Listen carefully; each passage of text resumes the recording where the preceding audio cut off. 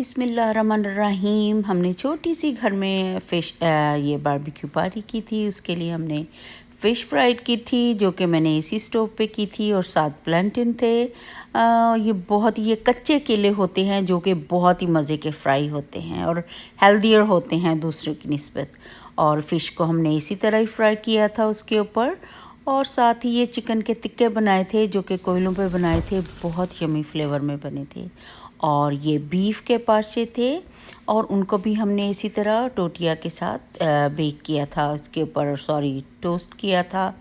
और ये साथ ही हमने फ़िश थी जिसको हम साइड बाय साइड मूव करते रहते, हिलाते रहते, अलटते पलटते रहे थे ताकि ये हर तरफ से बहुत अच्छी, आप यकीन करें इसके ऊपर ये 10 मिनट से कम में बहुत अच्छी पक गई थी। और ये साथ ही बोनलेस हमने चिकन अलग से मैरिनेट करके ओवरनाइट रखा था, उसको बेक किया था।